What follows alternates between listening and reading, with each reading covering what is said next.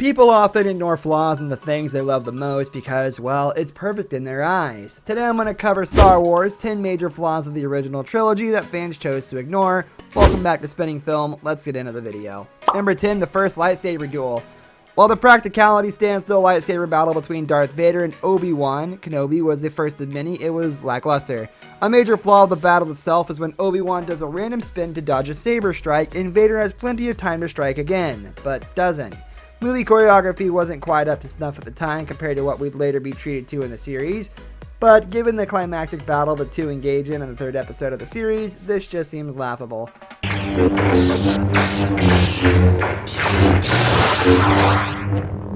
Number 9, Leia staying back with Luke. The Empire Strikes Back is often touted as the saga's best movie, but it's not flawless. The second installation of the original trilogy left things in a weird place with Luke and Leia, and yet Leia stayed back with Luke at the end, even though it was obvious at that point she and Han would be love interests.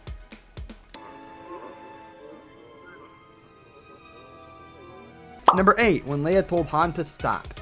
Han Solo was never traditional in his courtship of Leia or Organa, as neither of them wanted to admit their feelings, but he went too far when he acted without consent. Princess Leia was trying to fix the Millennium Falcon, and Han sauntered in and massaged her hand. She told him to stop, and he didn't. She backed away, and he still pursued her by leaning in. While their relationship later develops well, Han came onto her in a way that would make anyone uncomfortable. Must. If I don't make it back, you're the only hope for the Alliance. Luke, don't talk that way. Number 7, a second Death Star. After the first Death Star, scientists built in an accessible exhaust port that was relatively easy foiled by the rebellion. Emperor Palpatine still thought it would be a good idea to create a second Death Star in hopes that having a less accessible central nerve would prevent the same issue.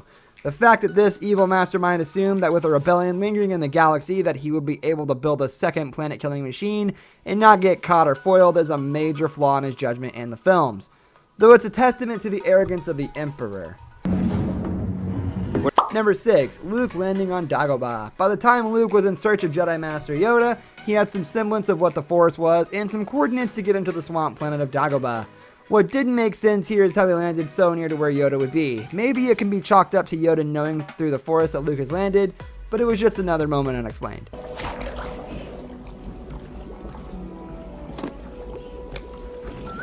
Number 5, Boba Fett's luck. In Star Wars Episode 4, The Empire Strikes Back, Boba Fett is employed by Darth Vader to pursue the Millennium Falcon. Meanwhile, Han and the crew found a way to blend in with the trash and wait to detach when the Star Destroyer dumped before taking off into hyperspace. Not long after fans see the Falcon take off with the trash, Boba Fett's ship, the Slave One, follows after it. But should any of you wish to beg for mercy, Number 4, Chewbacca finding C-3PO in pieces. Chewbacca and his friends were getting a tour of Lando Calrissian City and the Clowns when Chewie heard a noise, but he didn't immediately investigate. That noise happened to be C-3PO getting blasted into pieces. Chewie later happened upon the furnace room and recovered C-3PO's body, and it was an altogether relatively weird series of events. Number 3, Yoda's death in Luke's training. Luke's training timeline was always ambiguous after his first visit to Dagobah, but it even got further muddled when Luke was suddenly calling himself a Jedi Knight in Return of the Jedi. When Luke goes back to Dagobah and ROTJ, it was what the audience assumed was the second visit because Luke said, "I have a promise to keep to an old friend," but based on the abilities Luke showcased on Jabba's barge in the Dune Sea, he should have gone back to train at least one more time before rescuing Han and the others.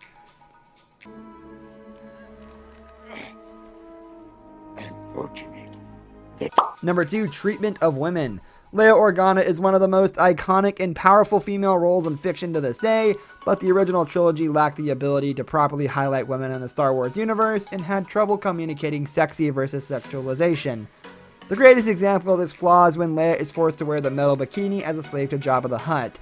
Not only was Jabba's attraction to human women questionable, but Leia's outfit was just way too much. Foul stench when I was brought on board. You're braver than I thought. Nice, come on. Number 1, lack of diversity in the rebellion.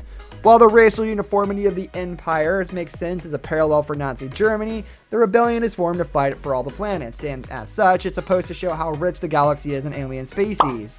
The rebellion is still made of white pilots, generals, leaders, and more, not really representing the diversity of the galaxy they fight for.